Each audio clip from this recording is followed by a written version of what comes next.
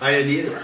And so, That'd be good. so they do, our time You can card is zap only us. 30 minutes. Okay. And Oscar will give us a 2-minute warning, a Okay. 2-minute warning. All right, on yeah. that. I watched a couple of your Okay. podcasts, so I got a pretty good idea. And I'm gonna put my phone on yeah, let silent. me silence that too. And I wrote something I could scratch down notes. So. No, I'm looking forward to it. It's like, Yeah. you know, I want to show people we're not. Well, I'll wait and maybe repeat this. Oh, we're going, right? Yeah, we're going. Okay. okay. Lynn Jackson, Hello. here in the flesh. Okay, yeah, you were saying you want to show people what? Well, that the local Republican Party is not a bunch of crazed people like maybe they think the whole national party. We're not like that. We recognize we live in a county that's blue or purple, whatever you want to call it. So our idea is to try to find ways to work together with the spectrum across the aisle. So maybe when we're done with the conversation, people aren't going to say, "Oh, this Grand County Republican Party, bunch of crazy MAGA people," and we're not. Yeah. I mean, we tend to believe in some of the fundamentals of the Republican Party, if you will, the more conservative values, but recognize this is our home.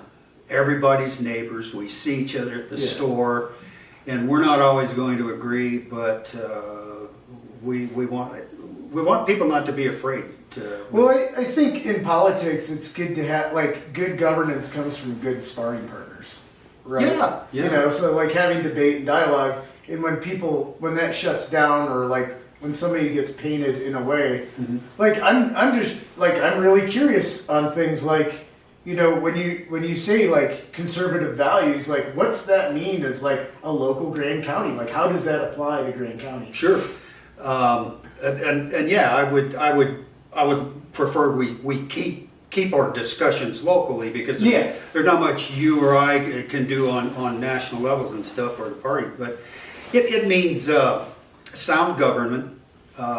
We want to know that the taxes we pay are being used properly. We're not anti-tax. We understand that if you're going to have a functioning government and the services that people expect, fire, police, EMS and stuff, there's got to be some level of taxation.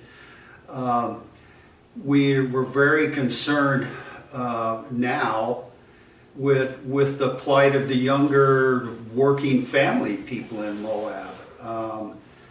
How do we build an economy and sustain enough growth that our young families can stay? And that's one of the things I kind of wanted to talk to you about. Like, we see with the Republican Party, there's been a realignment nationally on a more populist scale, right? Like Trump was elected as a populist, and he sees himself more as like an Andrew Jackson, right? Like, and that's kind of like a shift in the Republican Party that we've seen. And so there's a left-wing populism, right-wing populism. I think the spectrum of politics is right-left, populist, non-populist.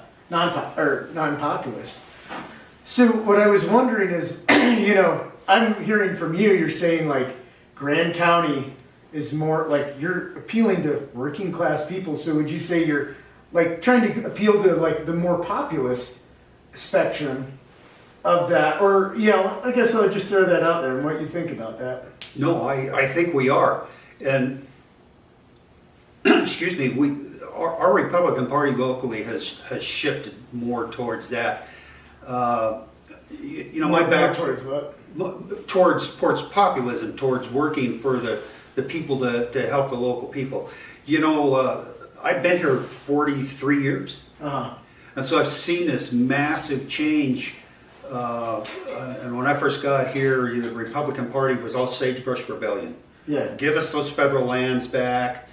And what we realized probably in the last decade or so is, no, that doesn't work here. So we're more about what works for Grand County. Sand Flats is a great example of what works. There's a piece of federal land, county manages, everybody wins. I don't know if you call it that's populist or not, but we have shifted trying to focus more, not worry about what's going on nationally. There's like we talked, there's issues that are far beyond our control. But what can we do here in Grand County to make sure taxpayers are getting benefit for what they pay, that we have an adequate but a government that's not wasteful, that we have opportunities and provide economic growth that it takes to sustain things, and we can probably, once you get me on one of these subjects, I can really go.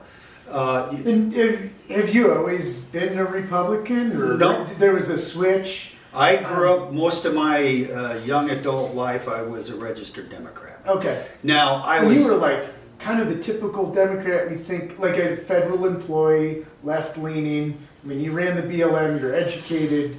I'm trying to get the whole picture of like, when was your conversion, or like, why, that kind of thing. Sure. Yeah.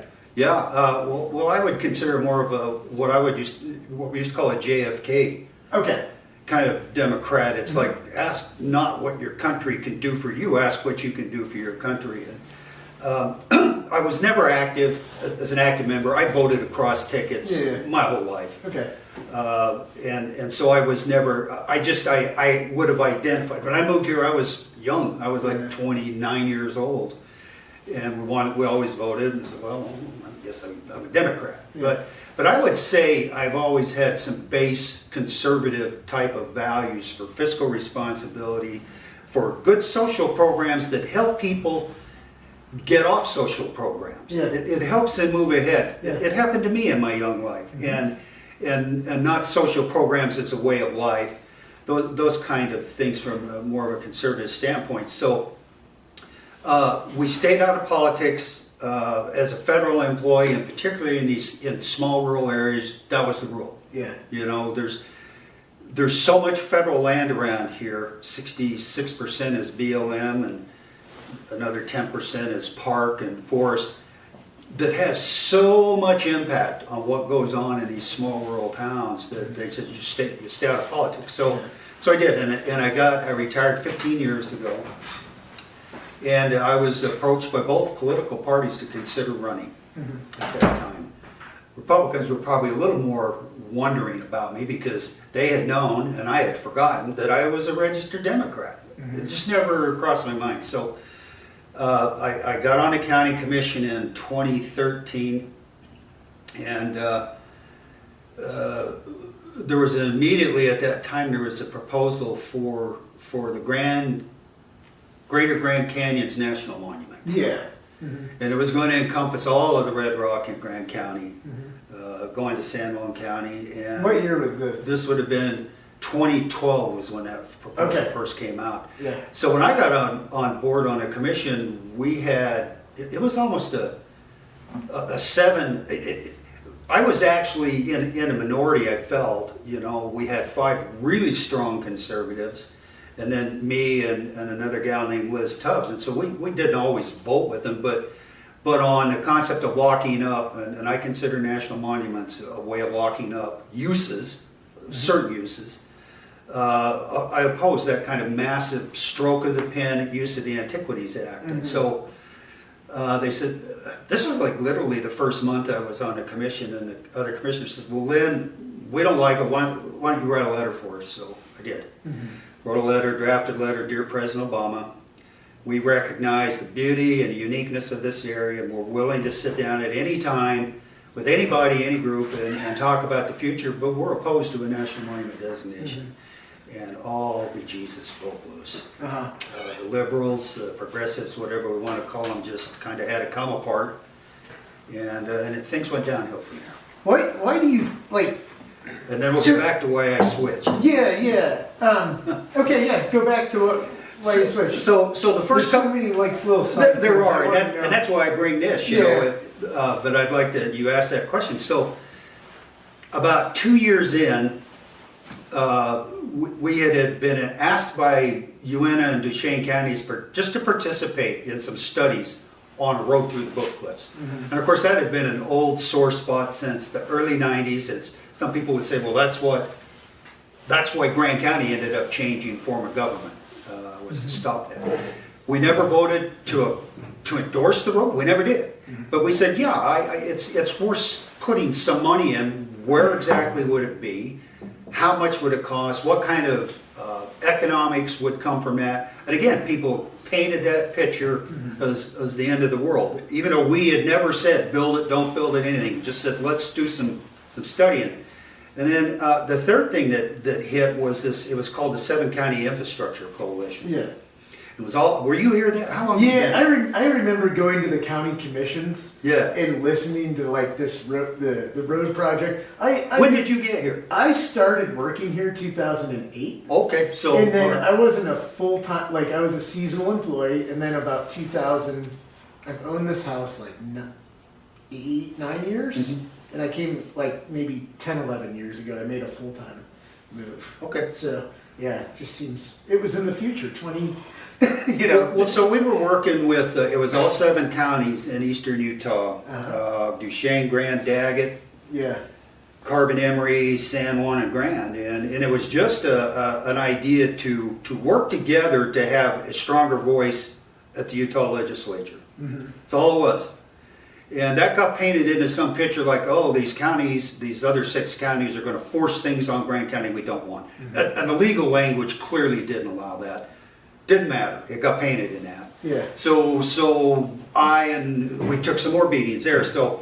But what topped it off was I had gotten a postcard to attend a Democratic meeting, a Democratic Party meeting in there. Oh, okay, great. And this was probably 2.5 years in, and I went down to the meeting, and there was a city councilman there, and they asked them to get up and speak, and they did. And I sat there thinking, well, you know, they're going to asked me to get up and say something, and they didn't. In fact, people wouldn't even talk to me. And I went and asked the Democratic Party chair at that time, his name Bob Greenberg. I said, what's going on? Why? You don't want me to say anything as an elected representative? Why did you even invite me? He says, oh, you're a registered Democrat. And I thought, I am. And I went home and I thought about that. I thought, you know, if that's the way the local Democratic Party is going to treat people, paint pictures that aren't true on someone who won't do exactly what they said, I said, this is not a party I want to belong to anymore. So I went down and registered as Republican, right midterm, and that was the answer to that story. That's how I became a Republican. But as I said earlier, I think, you know, I'm a 7th generation Utahn. Oh, okay. Okay. I didn't realize that. Yeah. About 3/4 of my family came in the 1850s. Okay. The other quarter was already here from the days of the Pilgrims and Quebec in the 1600s, and so they married into some LDS people. So 7 generations, and so I think being brought up in that LDS background, there were some conservative values that are taught there, faith, family, country, and things like that. So it wasn't a big switch for me. I'd never considered myself some really raging Democrat. I was just registered at one, and that's why I got that invite. But I was kind of ticked that, so you've got a sitting county commissioner bother come to your meeting, and you don't even ask me to pepper me with questions. You felt like they were just not inclusive or recognizing somebody who had won an election. Yeah. That's what's going on? Yeah, and it was just disheartening for me, and I thought this is not what I want to do. How have you seen the Democratic Party change since then? Tremendously. Like, I find it funny, like the current commission. Like I was telling Trish this, it was like she was kind of the right wing person. And now she's like the left-wing person, like the shift in the county commission, and how do you see like that?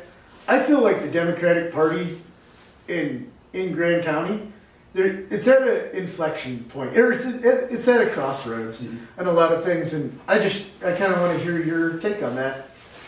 Well, I think they've gotten more entrenched in ideology.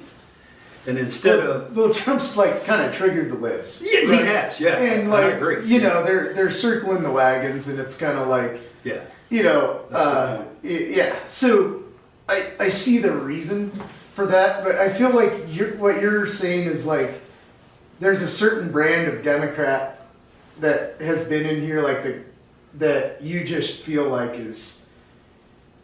are they too progressive? Are they just not inclusive? Was your problem with that, like, oh, the politics didn't line up, or they just didn't want to hear from you? They didn't want to hear from me Okay. because I wasn't somebody that they couldn't control. Okay. I mean, when I'd written that letter for the commission on the National Monument, I mean, you couldn't believe the emails, the hate emails I got. Yeah. You know, we elected you to speak for us and not bring the BLM stuff, yada, yada, yada. And so they've changed. You know, when I moved here in '82, you know, why I was always a little different. Oh, yeah. Always have been. Oh, you know, I love the old miners here. Yeah. Like, you talk Old to ranchers, old miners, old river runners. they're just a different group of folks. It's like you'll be talking to some 80-year-old lady, and you're like, whoa, man, that was a time, you know. Was. So, yeah. And I had grown up primarily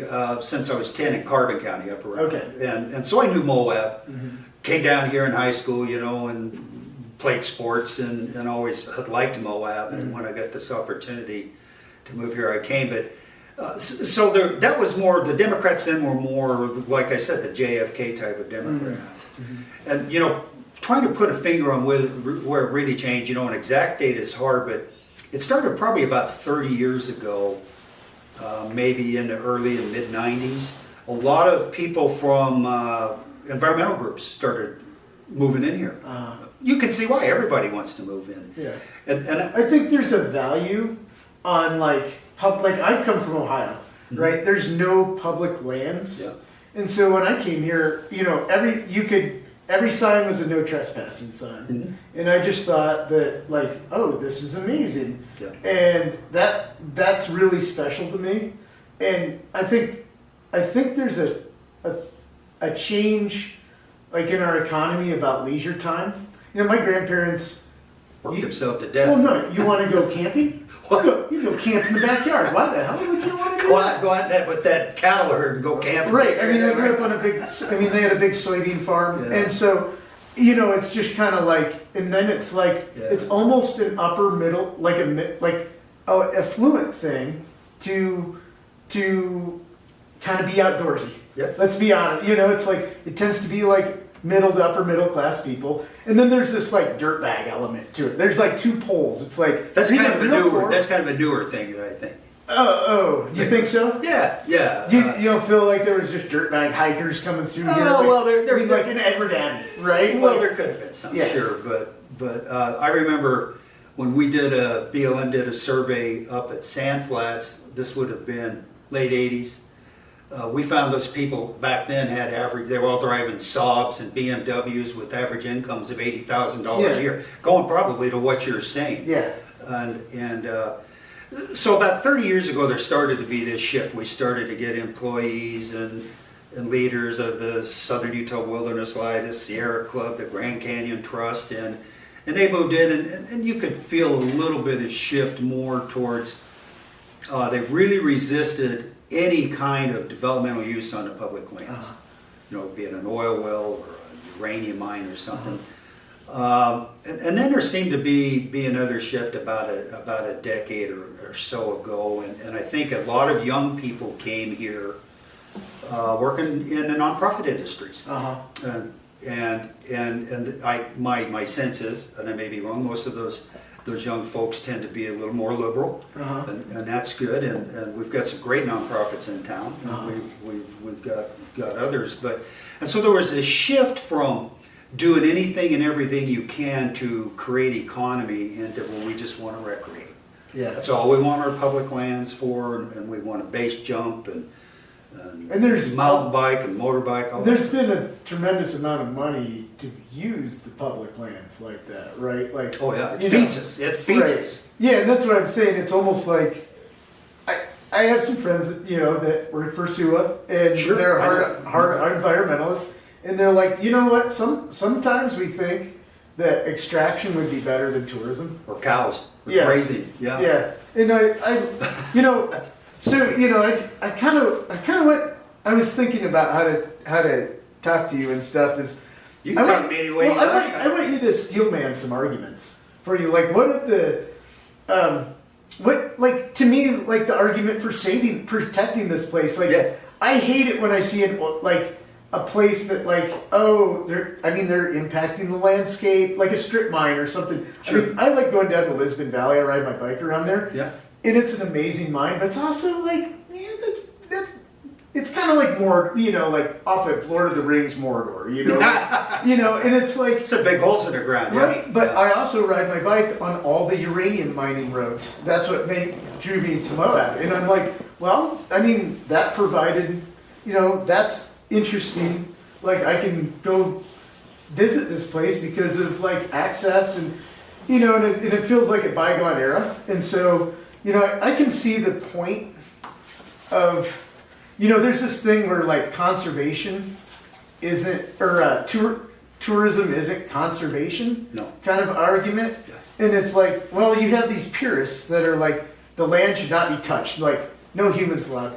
And I actually, it's a weird story. I lived in Central America for a long time, in Costa Rica, and they had places where they did not want humans to go. Really? They wanted pure reserves. Yeah. That they just didn't want and they were doing like studies there. They would like let scientific, and that's like on one extreme. Yeah. And then you have this thing where it's like, well, no, it's a resource to extract, and we make money off the side effects of tourism on there. So I just kind of wanted you to like, you know, do you think there's a case, like where do you fall in that spectrum? I fall in the middle. Yeah. You know, I was raised at BLM. I went to work for BLM. I think I was 25, and FLIPMA. This would have been 1978, and FLIPMA had just passed in '76, and it says the government's now going to keep all these lands in perpetuity because there'd always been questions of the government owning land. They were getting rid of them, and so in '76 they said we're going to keep them. We're going to manage them for multiple use. That's sustained yield, multiple use, and then they listed grazing, mining, drilling, recreation, wilderness, wild and scenic rivers, the whole array of multiple use stuff. And that's what I was raised on, and that's what I still believe in. Mm-hmm. I look across the vast landscape of, you can look at Grand County at 2+ million acres, and the mine at Lisbon Valley takes up, what, 1,000 acres? Yeah, yeah. So the point I would make is there's enough room for all of that. Yeah. Not all on top of each other. Okay. When I was on the commission, we were working on Congressman Rob Bishop's Public Lands Initiative. Mm-hmm. You were here. Yeah. And I had absolutely not a whit of problem and creating this massive wilderness corridor up in the Book Cliffs that would run all the way nearly from the border with Colorado and East Canyon, ran all the way over the Green River, and then turned and went up through the Uinta Indian Reservation, up through Desolation Canyon, 1.5 million acres, just pure wilderness, unroaded. I don't have problems with that. I don't have problems with national monuments that are created and follow the law that it's only as big as what you need. When it's 1.8 million acres, 1.3 million acres, no. No, and so... You're referring to like Bears Ears. Bears Ears and a Grand Staircase. You'd probably say that like Bears Ears should be more focused on like the cultural resources. I'd say there's, and remember now, I've spent 32 years working in this end of the state. So I know all these lands, and I'd say there's 300,000 acres down there that should be set aside. Yeah. Probably focused mostly around Cedar Mesa and right there at Bears Ears, but the rest of the 1 million acres you didn't need. And I still to this day don't know what happened at Grand Staircase. Let me tell you a quick story. I was at a meeting with the Garfield and Kane County Commissioners about 1.5 years ago, and they had the BLM people there. This was in Panguitch. And BLM was redoing management plan for Grand Staircase, and these county commissioners were just grilling them, and they said, "Can you tell us?" I remember Leland Pollock saying, "We asked you 1 year ago, 2 years ago, what were the features that were of scientific and historical cultural value, which is in the Antiquities Act." And you still have not given us that list. Now, this monument's been out there since 1998, and you cannot tell us why you created a monument and they can't. Yeah. So I oppose that. And now, are Do there you places feel like in that those monument? things should be made by legislative decisions? I think if you want a monument over just an arbitrary number, 50,000 acres, you should have county commission buy-in, state, the governor's buy-in, your federal delegation buy-in, and if everybody, then you've got a good product going. That happened at Canyonlands National Park when it was created in the 70s. And so completely okay, and always have been, with some areas of your landscape set aside and it's off limits. The Inner Canyonlands Basin is one of them. And of course, it's mostly park or national recreation area. The Book Cliffs Wilderness area was another. So that's where I come from, is there's enough room out there. You know, you look at the big, we'll flip over to the Big Flat oil field as you're going out to Dead Horse Point. You know, that started developing, well, they've known there was oil out there since the 1950s. Yeah. But they couldn't get it out of the ground. It was in salt layers, yada yada. So in the 90s, they came in, a company, and figured out how to drill and then horizontally go into these oil layers. And that thing just, bam, that thing boomed. 1,000 barrels a day from a well. Yeah. Money was rolling into Grand County, and but you know, we're getting there. See, I could talk. We would go all night long. Crap, our audio cut out and I don't know why. Okay. Do you have your backup mic? No, it was the receiver. We can just restart it. I think it died and I have batteries now. Okay. Those need to get batteries. unreliable. Yeah, we'll just right there. Cool. All right. Ready? Yep. Okay. We had a little technical difficulty. So in that break, we were talking about, you know, the economy, how the working class fits in that economy of tourism, of the different land uses. And let's, you know, because we're just saying, you know, the issue with tourism is there's people making a lot of money on it, right? And then there's people that aren't making a lot of money on it that is problematic for this town and community. And, you know, I'm a firm believer, like, any job's a good job, right? Like, it doesn't matter what you do, you should be paid enough to, like, live here. And so, you know, the problem with, like, extraction industries, or not the problem, like, they're good paying jobs. I know roughnecks that are making, you know, $150,000 a year. That's a great job.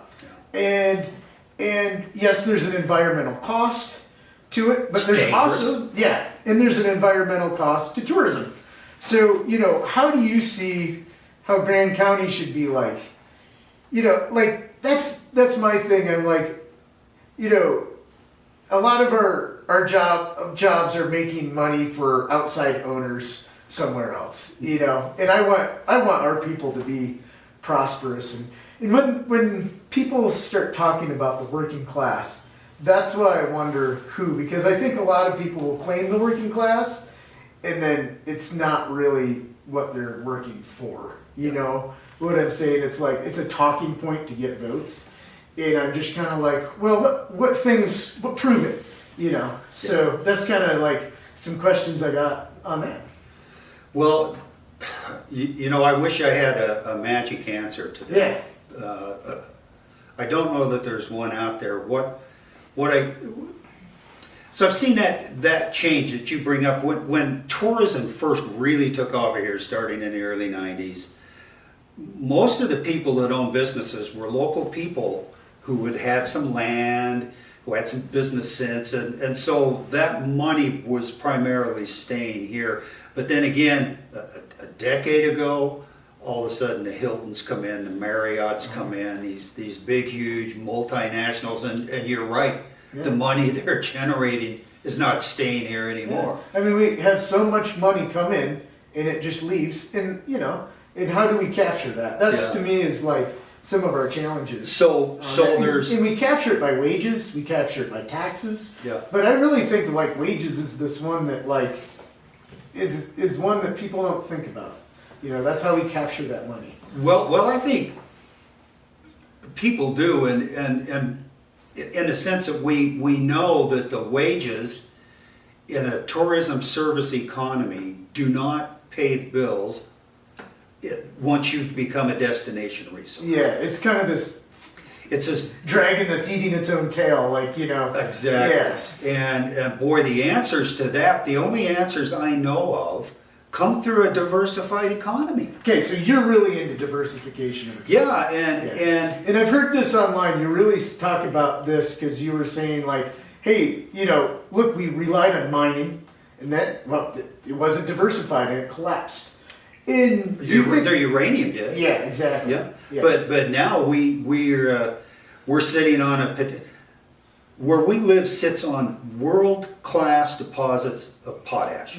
Potash is used primarily in fertilizer industry. Now, it's a little bit deeper than it is in New Mexico. Canada controls 90% of our potash is imported. Well, in the recent war with Ukraine showed the dependence on potash.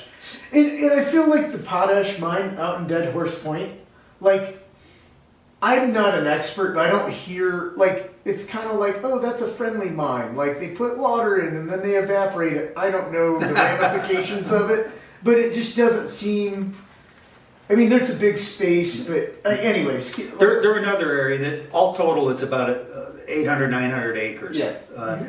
And of course, it's very visible because of those evaporation ponds from the point. But And I know employees from there that make good money. They do. Our potash workers, like, make enough to live here. and there's about 60 or 70 of them that work out there. But I would ask, and now there's some indication that within all these brines that we find down in these deep salt zones, there may be lithium. And yet, why would Grand County, if you could produce lithium, it creates jobs, it creates revenue into the government, it helps, if you want to transition to a green future, you've got to have batteries, period. Yeah, And yet, what do we do in Grand County? We fight it. yeah. Why?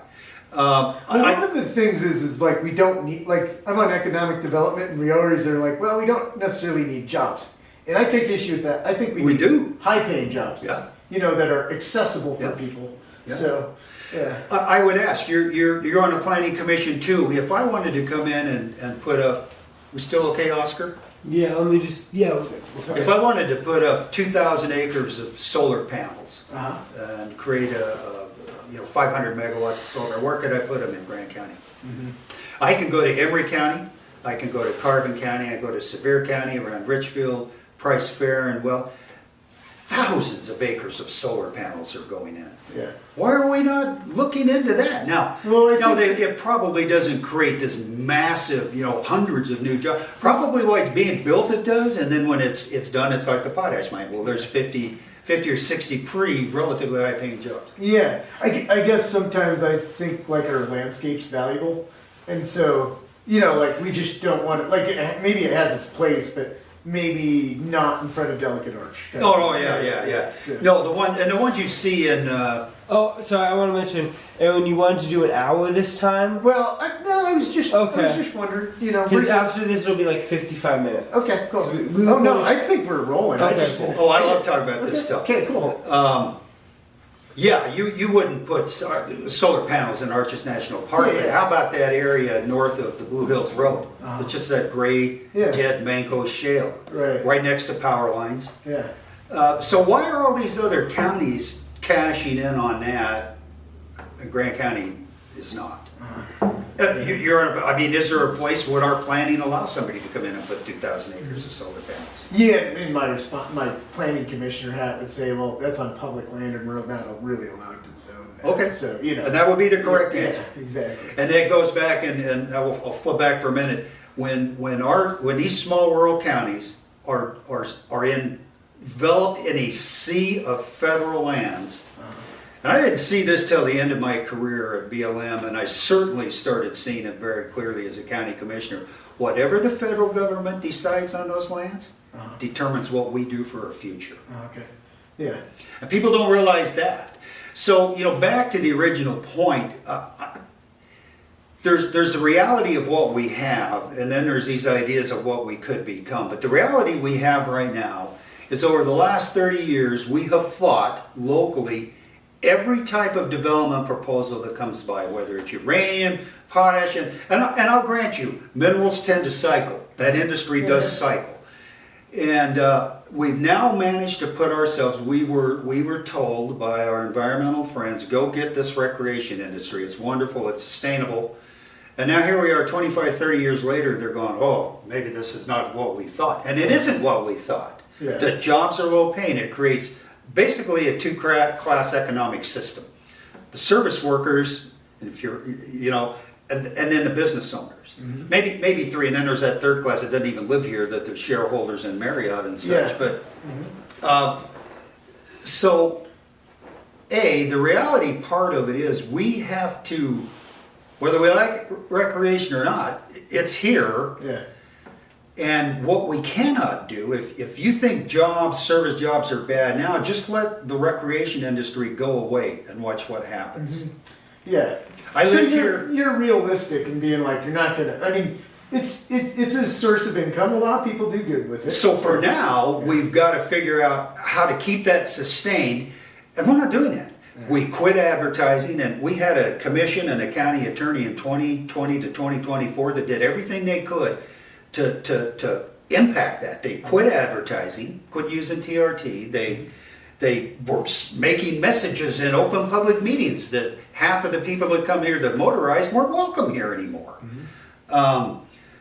You know, they work with Arches to, I mean, Arches is sort of the engine that drives the recreation in Moab and Grant County. We went to a reservation system, and the numbers clearly showed the visitation went down. So, in the reality part of it, we've got to stop that trend, okay?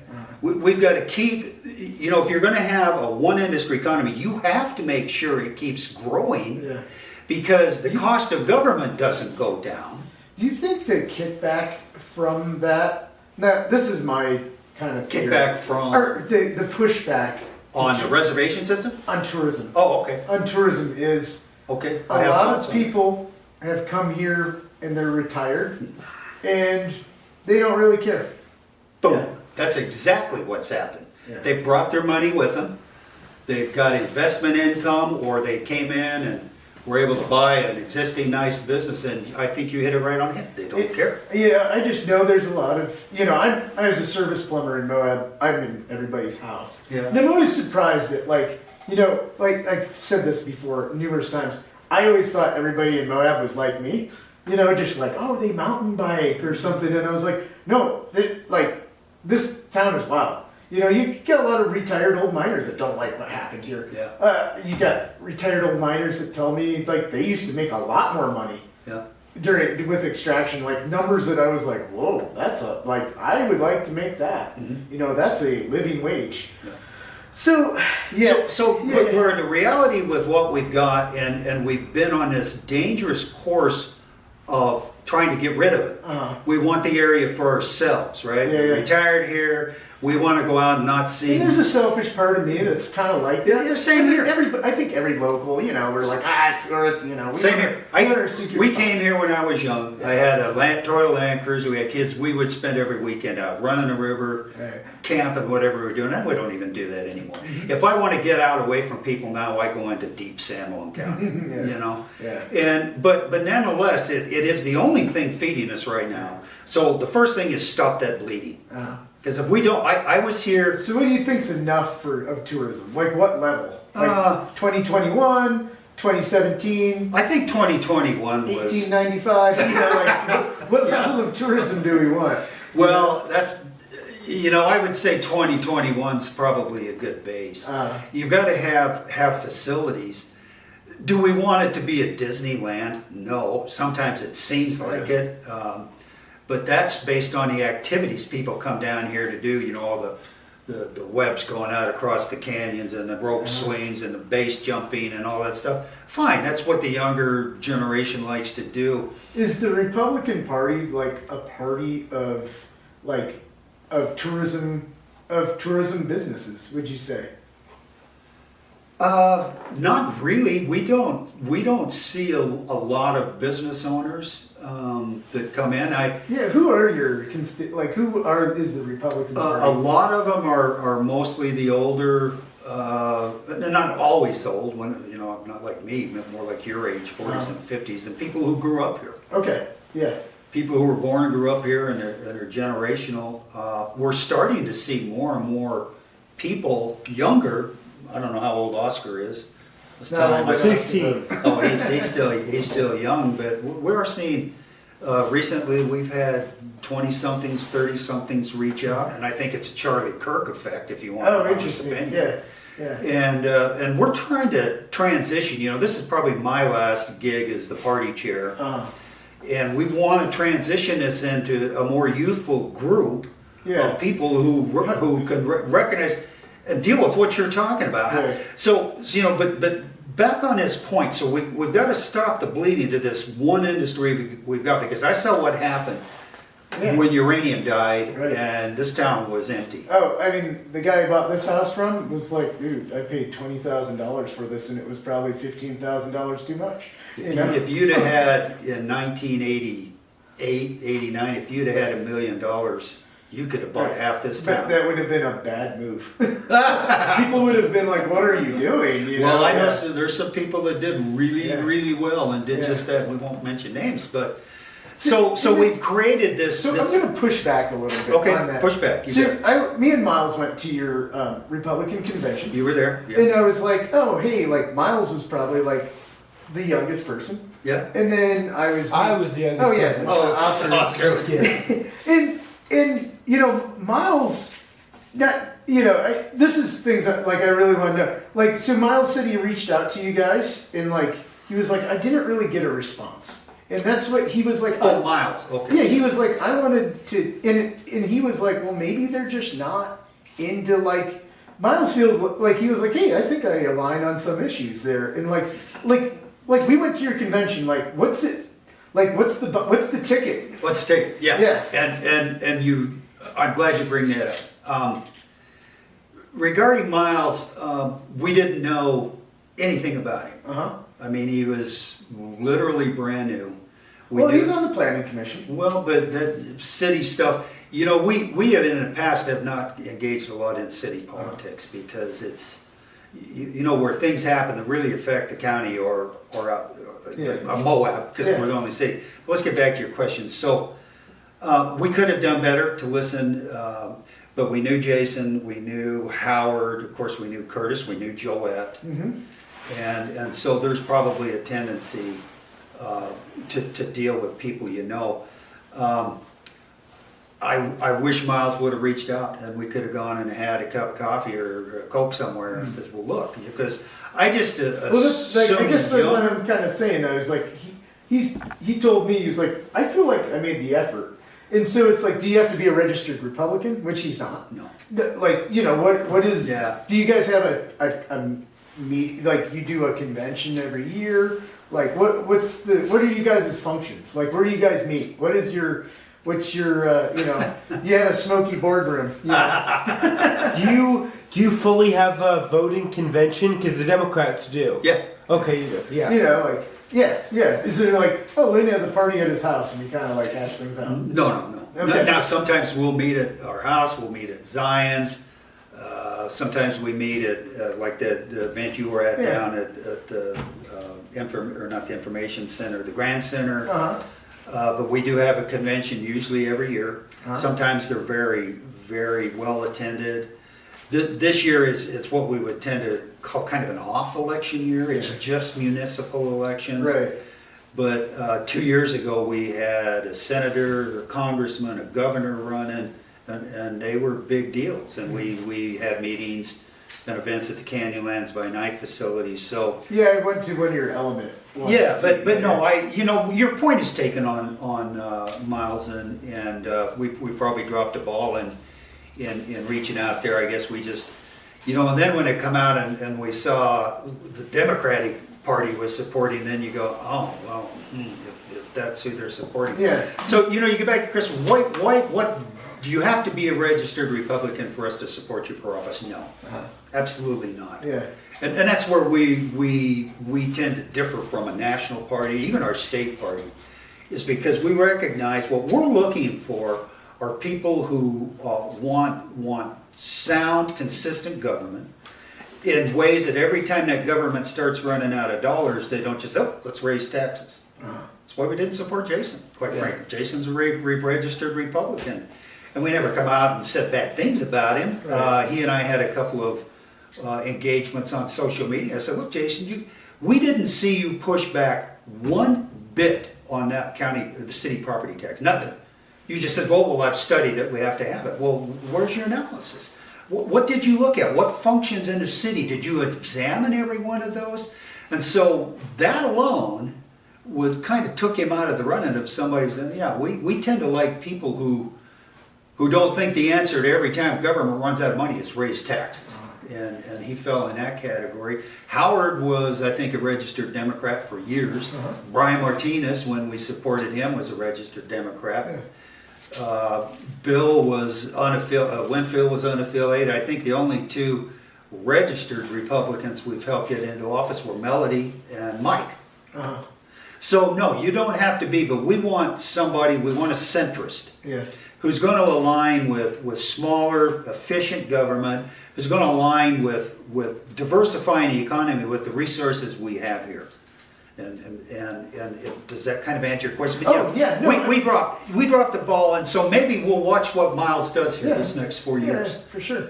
And we want people. We don't necessarily want to control the city or the county council. It's nice when you have a majority, Right. but we want our opinions heard. And so when Mike and Bill came on those first 2 years, they were in a 5-2 minority, but they spoke up. Yeah. And they represented that. And now we sort of have this, it's really kind of, there's a swing one in there. And so we'll watch what Miles does the next 4 years. And if we see him being a centrist and he's looking at innovative ways to provide housing and jobs, then we may of course, I don't think I'll be involved by that time, but the party may very well endorse him the next time around. Yeah. At this point, we didn't know anything about it.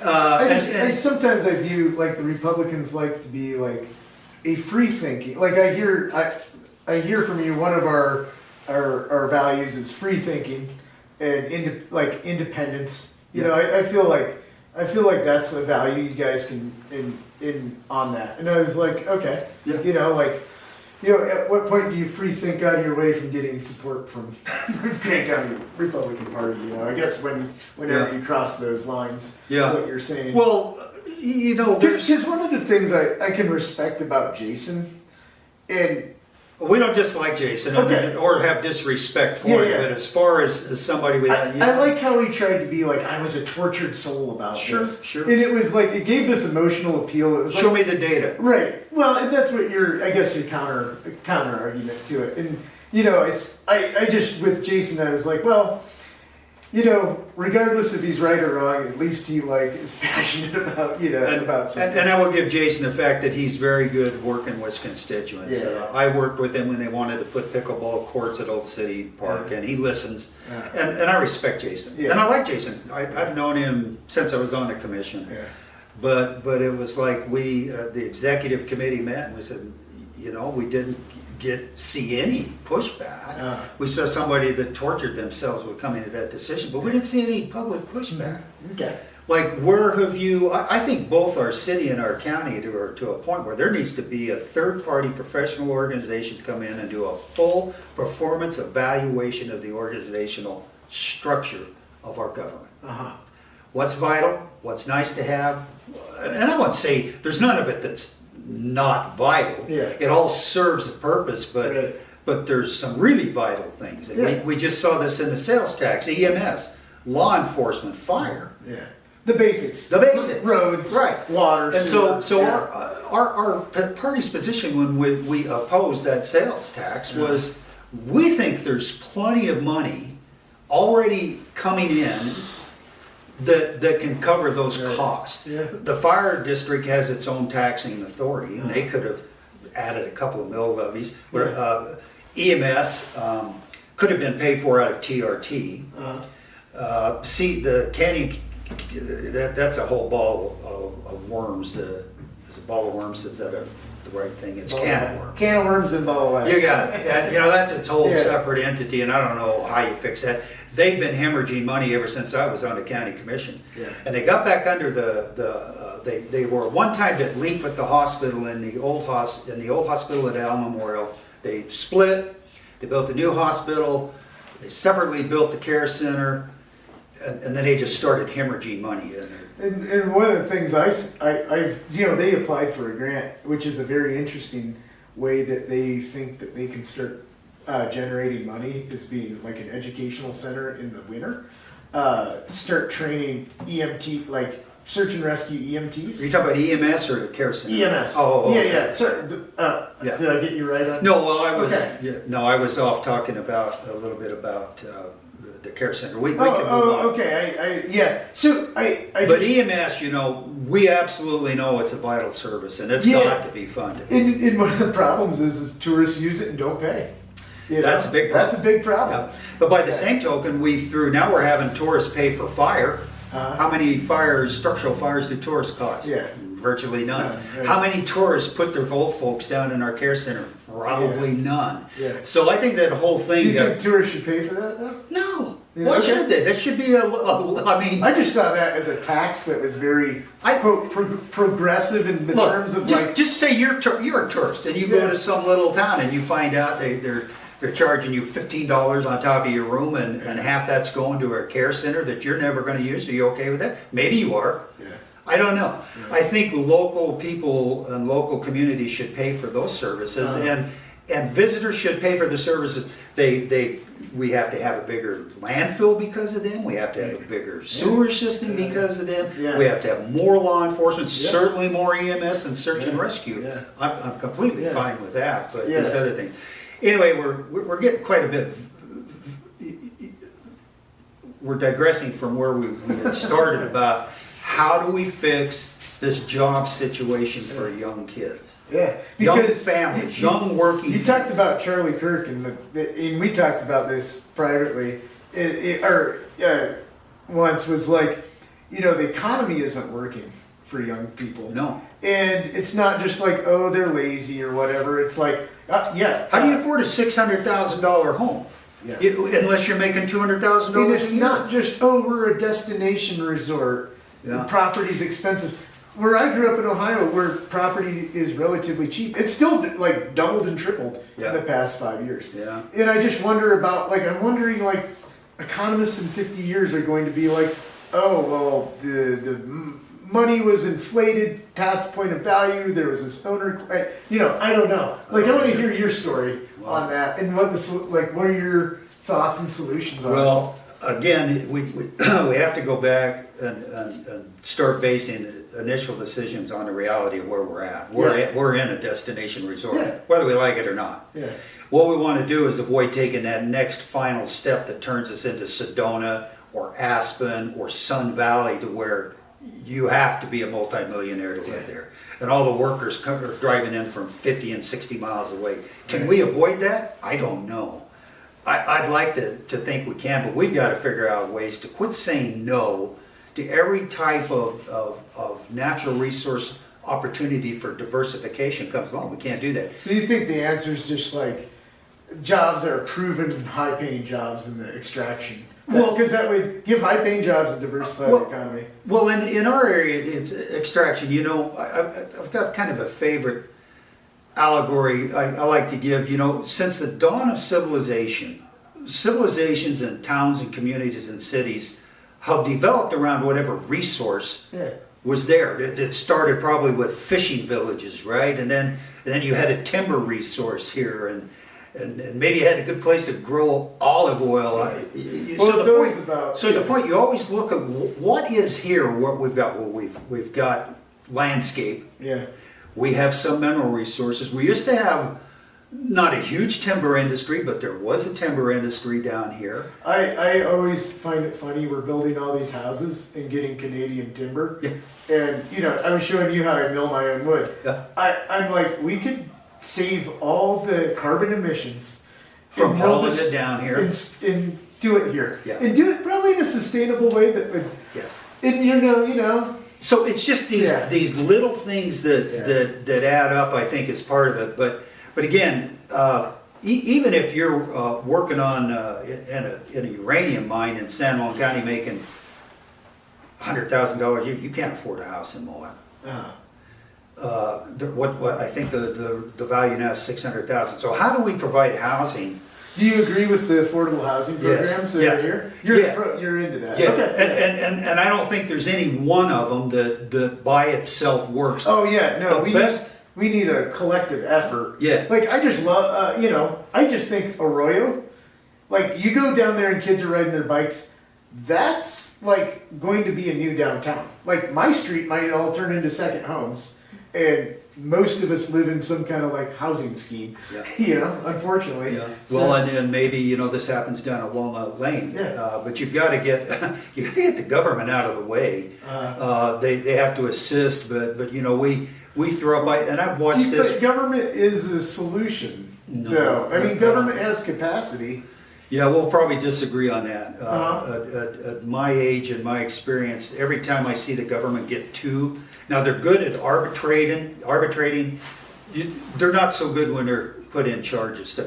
If you put the government in charge of the Sahara Desert, they'd be out of sand in 5 years. Well, So they play a role, so but not to pushback drive it. on that is we've been able to trade density through zoning Yep. for and that's a government idea, It right? is. Like When I was on a commission, is when we first started realizing we had to increase density. in like Arroyo Crossing, it's been funded it was jump started by a lot of grants for the infrastructure. I mean, it was donated. The land was donated, 20 Yeah, million. but then the infrastructure was a lot of like RCOG grants. Sure. And, those $1 million here, $1 million there has turned into like $60 million of value. Yeah. So it's like, who else has large capacity of making. We have.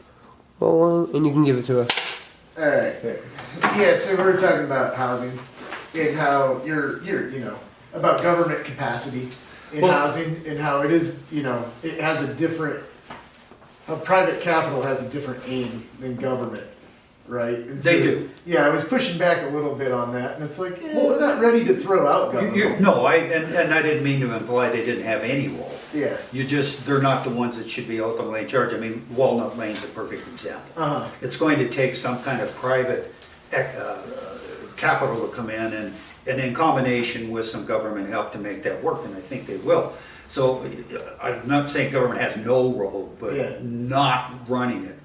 Because there's types of Republican, like the more libertarian branch. No government's good, and I'm like, yeah, but what about the public sewer? Yeah. Right? If you want to start being responsible for your own sewage, Right. like ultimate responsibility, like you collect your rainwater and collect your sewage. Yeah. Like it's just like at what point do you end your like we're all communists in some point, right? Well, like we're socialists more than yeah, I mean, anyway. well, do you charge a baby that you have for feet? It's like your circle of mutual support. That boundary is usually your family.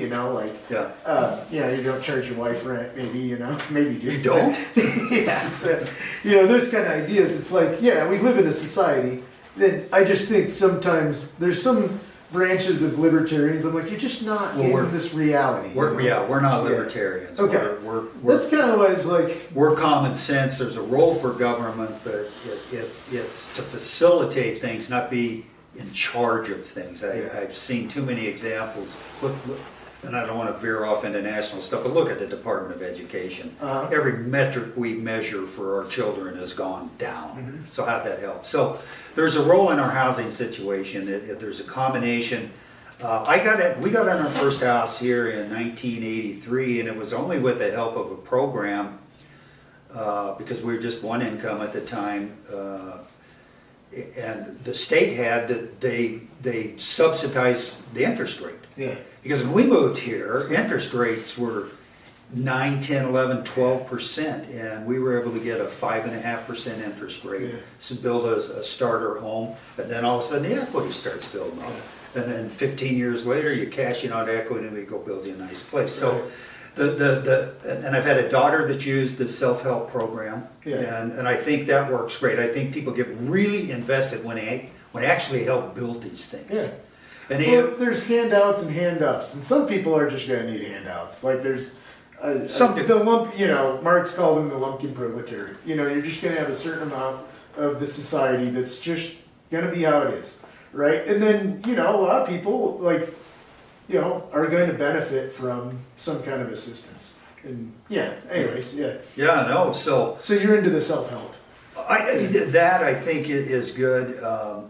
You know, one time I thought, and I probably still do, I think TRT in these, when you hit a certain level where your economy is so dependent on tourism and recreation, and we're clearly there, then you should be able to use some of that TRT for things like the infrastructure, sewer, roads, and the developments. Yeah. And I would the landfill and landfills, and so I think there's no one thing, the model there at Santa Royal, that works there, the self-help, even what Oscar's mother was involved with, community rebuilds, is that what that's called? Yep. That's basically a self-help Self-help. program without, like, not under housing, but yeah. Yeah, so I think we've got a pretty good combination going, but what We've got bonus densities and you know, on the private lever, we've got LIHTC. Yeah, we've got a lot of, I think housing, like, you know, when you're talking about Charlie Kirk kept talking about housing was like key. And I keep hammering on the thing that if one thing local governments have a lot of power over is its land use, you know, so. Well, it does, and That's probably our biggest lever of power we have. it is, and I'll agree, but my observation is that over the last decade, we've, in land use planning, and I've paid my attention's been paid probably to the county, is we put up too much red tape. Uh-huh. And that red tape, I mean, it's always meant for a good purpose, right? But the effect that has is it's driven the ability for our local builders and developers to build. And there's so much money you have to put in here, and you gotta wait this long, and when you've got capital ready and it doesn't get spent, a lot of times you lose it in the private sector, and then you gotta go through this process, and that takes time, and you gotta do that survey, and that takes time.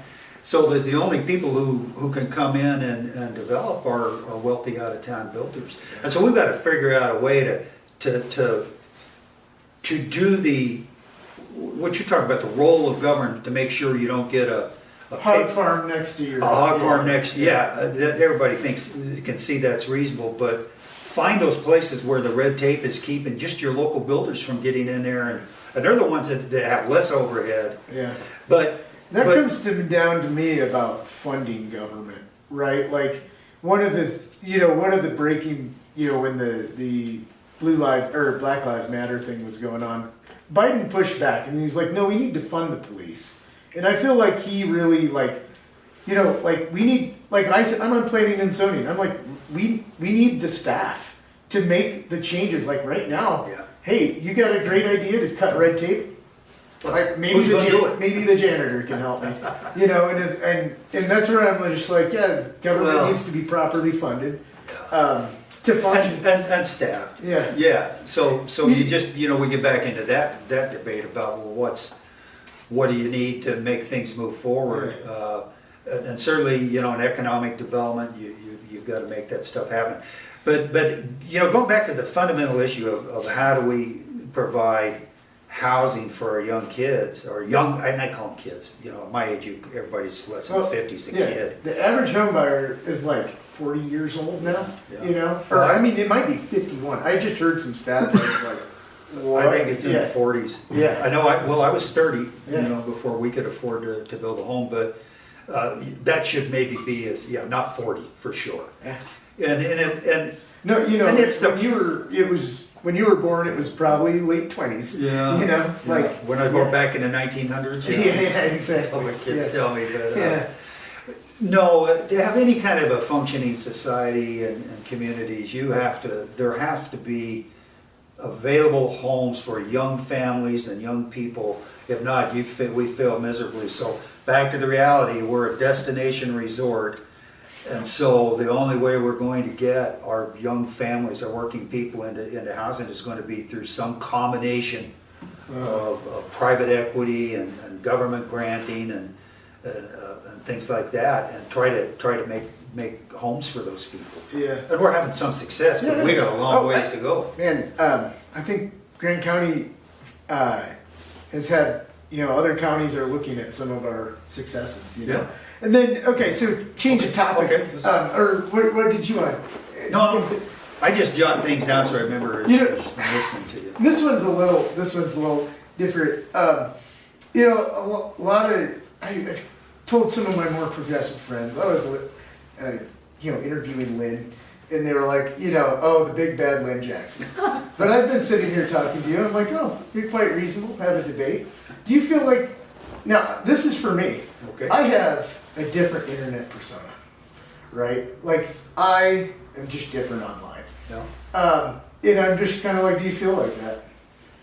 I feel like I'm the voice for 2,000 people that don't get heard, Okay, is what I feel like, yeah. okay. And I try my very best to be kind and professional, but usually when somebody starts attacking me, Mhm. accusing me of this, that, or that, then I can get a little bit defensive on that. Sure, I just wanted to, But no, yeah. I do consider as I chair. have a snarky, troll-like online presence. Do you? We're Facebook friends. I don't see you much on I'll there. just put, I see a couple things I guess come to think of. Yeah, Well, I've had my own meme pages. Somebody's made a meme page for me on Instagram. I know who it is, the but real Ben Jackson. that's it. And I look at that stuff and I go, oh, well, okay. So I realize The right needs to like, nationally they say the left can't meme. But maybe. we need to learn how to meme. Right. I would like to see some, There's the Onion, but there's the Babylon Bee Yeah. for the conservatives on Twitter. Maybe there needs to be right-wing Moab memes. We do even. Do you know any memers? I don't know any right-wing memers. You have to have a thick skin to delve into politics in this. I'm at kid table politics with my stuff that I'm involved Stone in. Planning Commission, yeah. And on economic development in the housing task force, and I'm just like, I wake up in the middle of the night and I'm like, oh, did I say that? I'm like, man, did I say that right? I can't imagine, Trish says she wakes up sometimes with her arm raised, To ask a question. Yeah, and I can just imagine, I've been in some of those meetings and I'm like, oh, they're stressful. They are stressful, and it's the stuff that goes on outside the meetings that you don't see, and it's exceptionally stressful, and it makes it difficult for either side, or even people in the middle to want to run. Why would you want to run? Yeah. If I've thought about it in myself. Honestly, I don't know if I am wealthy enough to be a county commissioner. It's 40,000. Like the wage is 40,000 a year. Yeah. My shit show of life takes about $70,000, Yeah. and I'm like, Do you have time for it? Yeah, like Curtis was like, this is a 40, 50 hour week. I have a question for you, Lynn. Sure. Mike. Okay. Do you miss being on the county commission? Yes. In retrospect, you Yes. do. Yeah. Would you, if you had to redo it, would you do it again? Not like would you do it again, but if you were at that point in your life with the foresight, you would do it again. Yes. Okay. I enjoyed it, and I would do it again, but I've getting back to what you're talking about, I'm such a lightning rod. There's no way I would get elected, but I enjoyed my time. But I was retired. Yeah, And I didn't have to worry about income. When I was there, I think it paid $9,000 a year, Yeah. and so it was just, it was just chicken feed. I mean, So, one of but the things Miles was saying with the city is, we're all looking. My health insurance might triple, and I was like, and I was like, he was like, man, maybe getting on the city council for the health insurance, even though it's like a bronze level plan. He was like, oh, this may be like our saving grace of our company. Like our company can pay my health insurance and not have to pay. are you guys in business? Yeah, me and Miles run Moab Contracting Collective, and so he's a general contractor. Yeah. And then I'm our plumber. Okay. So yeah, that's how. Well, yeah. the county commission, there's no health benefits to being a commissioner. It's just you're an employee of the county. You've got a pretty good package. Yeah. I think the city council's a little different, but Yeah. yeah, Oscar, I did enjoy it. I didn't enjoy the attacks, you know, the personal attacks. Who does? It was hard on my family. Yeah. I know that, but I have a pretty thick skin, and I developed that working at BLM. When I worked with BLM, everybody hated BLM. Oh yeah. I mean, we were a hated organization in this end of the state. I moved over here in '82 during the Sagebrush Rebellion. They were bulldozing roads up Negro Bill Canyon just to show the government, right? Wow. And when you went into the Poplar place for a beer stem, you didn't say, "Hey, I'm with BLM. Look at me." Yeah. You didn't do that, and that's completely flipped around. Yeah. Wow. So, but the How time did you there. feel about that Sagebrush Rebellion? Were you like, this is out of hand? Yeah, yeah. Were you? I mean, I can see. So yeah, I can be like. No, you know, the first 20 years, I was big federal government, paying my check, right? Yeah. Writing for the brand, if you will. And so I was definitely opposed. And so the last 10 years and then the last 15 years, that's modified a little bit. I would never agree with anything to sell off public lands, ever.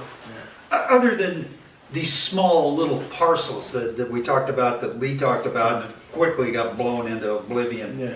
You know, I mean, so I was homeless several times living in Moab. Oh. And I tell you that, you know, that experience to me showed me that the hierarchy of needs, like, you can't think about higher level stuff. I'm like, yeah, sell them all off.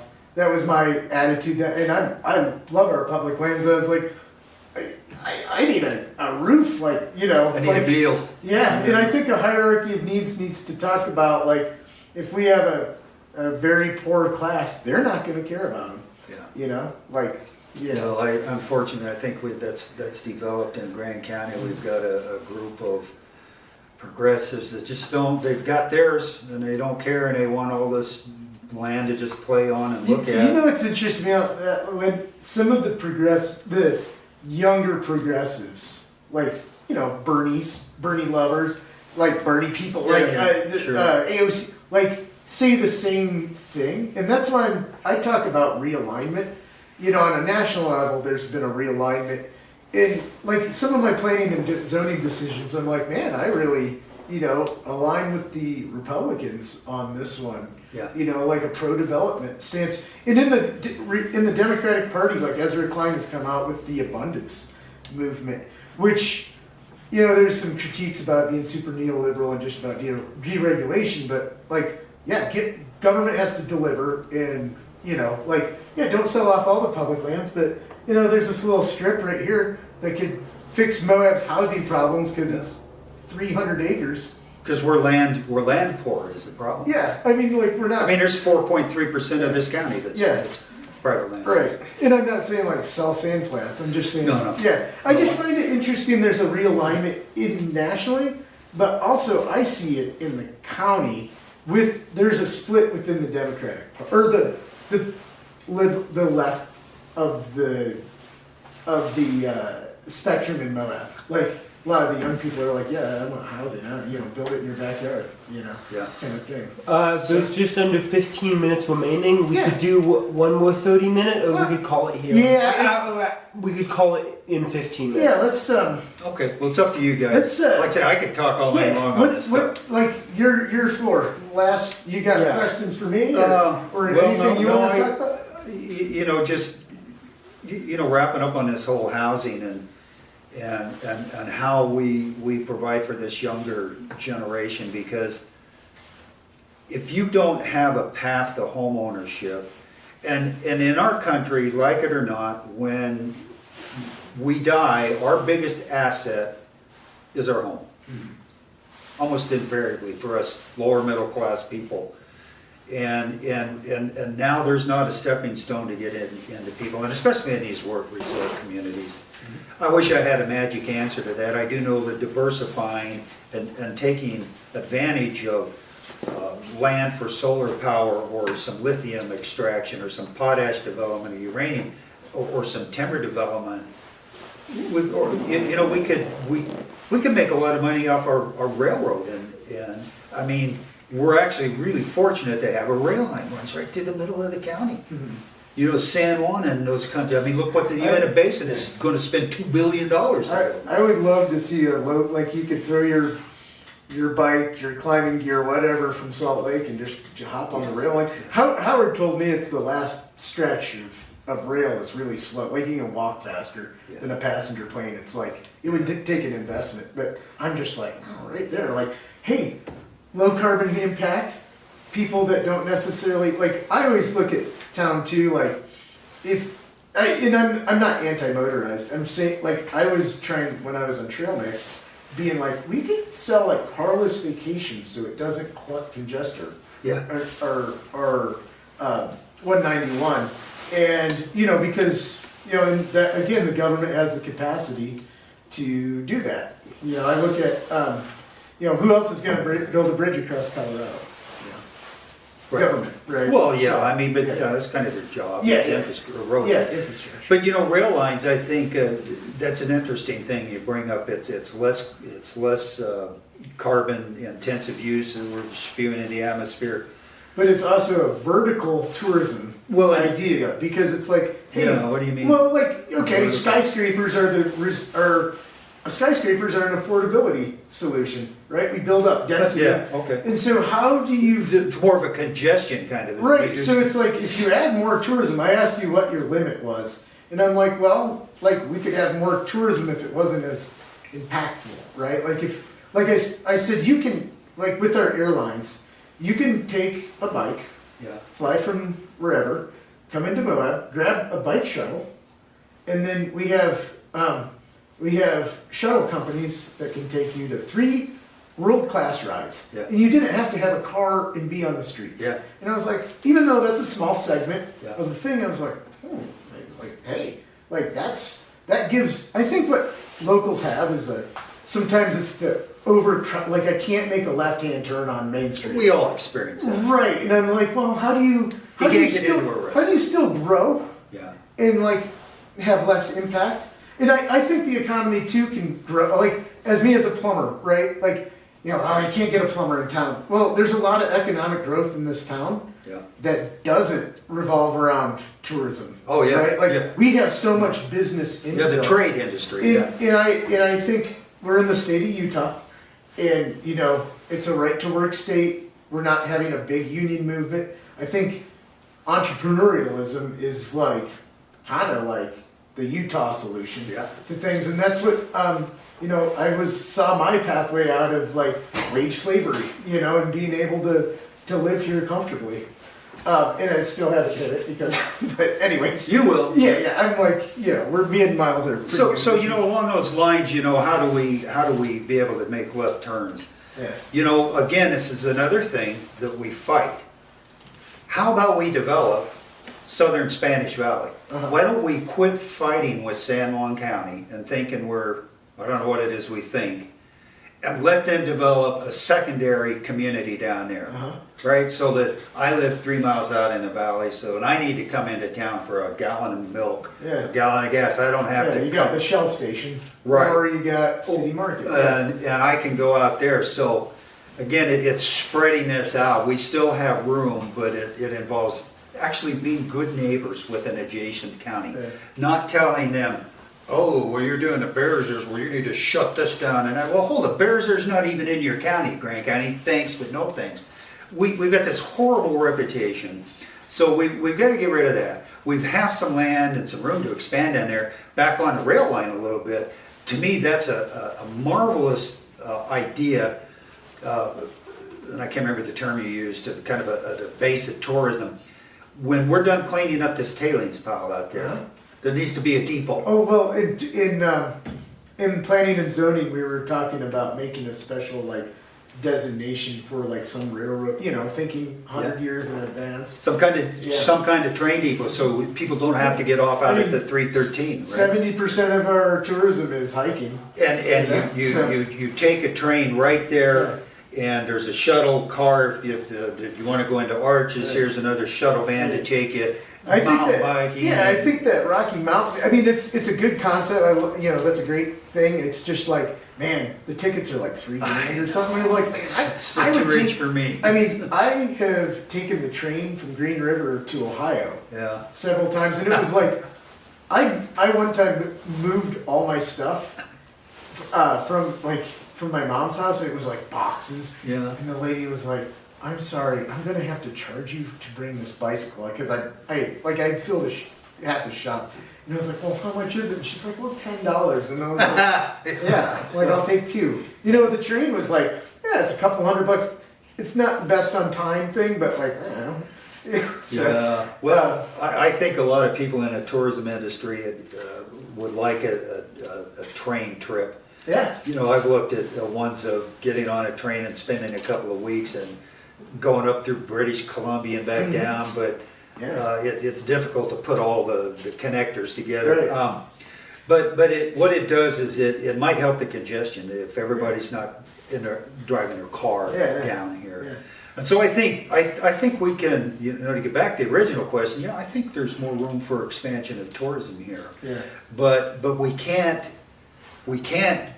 keep feeding that beast and sending messages we don't want people here. Yeah. And we're going to limit your use here, and we're going to, and that's just, we're headed for a problem. All our metrics, the trends are down. TRT revenue's down, sales taxes are down. The cost of government's not going down. You know, I mean, just the inflation, it's more for fuel, it's more for health benefits for employees, there's cost of living. So we're kind of headed for this collision in my mind. There has to be some level of sustainable tourism growth until we can figure out how to diversify more, or we're headed for a big crash. And if you think your property taxes are high now, wait till there's no visitors coming down, or that's cut 30% or 40%. So you know, maybe to close out, what we're trying to bring is just more of some common sense. Where's a 5-year plan for Grander City? Economic, or not economic. Where's your financial plan? You know, we just gave another 0.5% sales increase. Where are you going to be in 5 years? Have you done some math on that? Are you going to be right back where we're at?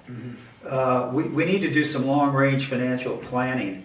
And that's the kind of stuff my party stands for is we don't care what flavor you are. It's helpful if we know you. In Miles' case, we didn't, and I feel bad about that.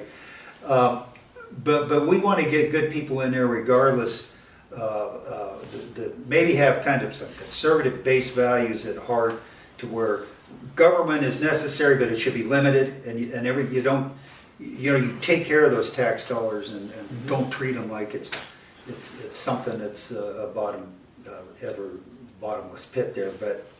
And we're trying to transition. Really, I've got 1.5 years left in this chair, and then I'll have been involved in it for 10 years, and I'll step down. And we have some younger people, and maybe you and Miles want to get involved. And I don't know. I think there's some common ground there, but. Anyway, it's been good. We could probably talk about 10 more things. Yeah, oh, that's what always happens. How many minutes we got left? 3. Any last questions for me? No, just stay involved in your role on that planning and zoning. Keep in mind. I also find the economic development to be way, like we had a subcommittee meeting last night, and the ideas of economic development are really fascinating. I got involved in that because I was like, oh, okay, this is interesting with the county, and I'm like, oh, very fascinating ideas, on that. I would leave you with this, and I saw this in government I've been involved in one form or another for 50 years. Don't fall into the trap of the paralysis of analysis. Yeah, for sure. With the government the bureaucracies are known for that. Be willing to take a risk and say, well, maybe we don't have every answer, but we got enough that this seems like a good way to go. Maybe we can adjust if we have to. Yeah. And I think if our planning and zoning would take a little more of that into fact, it's like we don't need another. I know we sort of need another plan to go with the overlay land use plan, or I don't know. Well, we have the plan. We just need the writing behind it. And then just keep in mind, But I've seen that too much in it from a liberal side is, oh, well, we need another plant, we need another plant. It's No, at just some gonna point sit on do- a shelf. Exactly, at some point do something. So that's my advice from 7 decades of Yeah. life. Well, thank you, Lynn, for sharing with us, and Thank you. that was a great conversation. I appreciate it. Yeah.